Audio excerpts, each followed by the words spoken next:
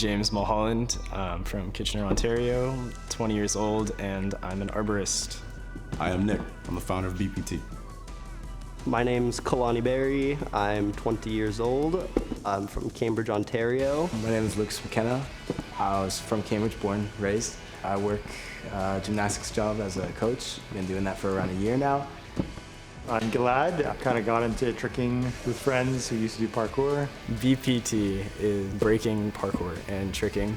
And the beauty of having multiple different types of art forms, as I call it, together, is you can start to incorporate different things into the same thing. There's a lot of breakers will incorporate tricking, right? So you'll see them do flips and things like that within their sets. Parkourists or trickers add like windmills or coin drops, which comes from breaking originally, right? Or flares. So the difference between breaking and dancing for me is flavor. I can't take no loss. I don't even know what it costs. I hit the ground then it go off. Yeah, hit the ground then it go off. Yeah, I can't take no loss. I don't even know what it costs. Yeah, I hit the ground then it go off. Yeah, hit the ground then it go off. Yeah, run it.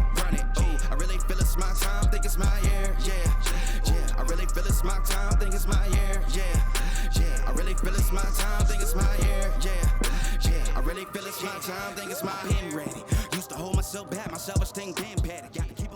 What got me into breaking was music in general. I've always been into hip-hop and hip-hop culture, and part of that is dancing. It's a huge part of it. Started from the streets back in the 70s.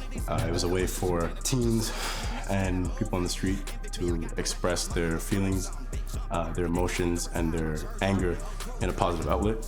So because of that and music, I was always interested in it. I used to dance when I was back in elementary school, and I decided, I'm gonna get serious with it. So I started back in 2019 very seriously, and then that developed into, what it is right now for me.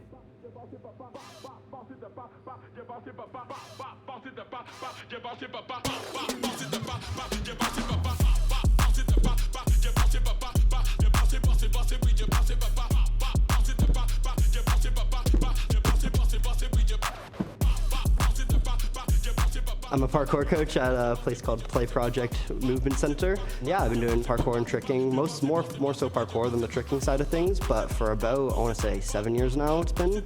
So it's been a little while. It's a great sport, and I feel like a lot of people feel like they can't get into it because you see the videos on like the internet and TV and movies, and it's such high level athleticism that people think, oh my god, I can't do that, no way. But realistically, this is more for the parkour side of things. All your training's on the ground level, you're not jumping from building to building, but it's a great mental release rather than just a physical workout. It's a hobby. And it's also just a mental release because you have to focus exactly on what you're doing, and you're very honed in on what you're moving, what you're doing, and you're not really thinking about anything else. So it's a great thing that anybody can't get into, and you should get into it. Try it.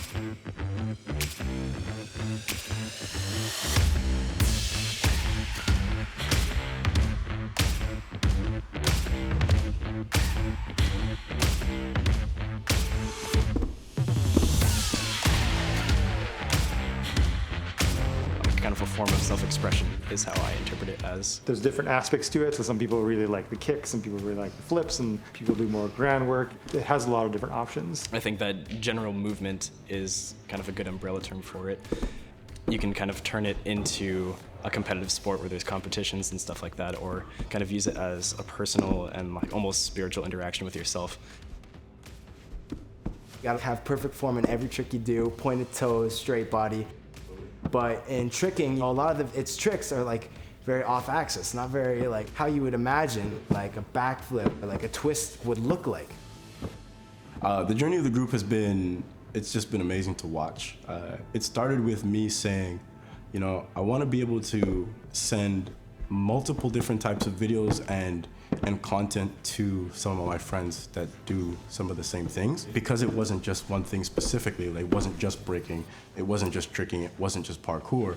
I wanted to have a place where everybody could come and bounce ideas off of each other and have a safe space.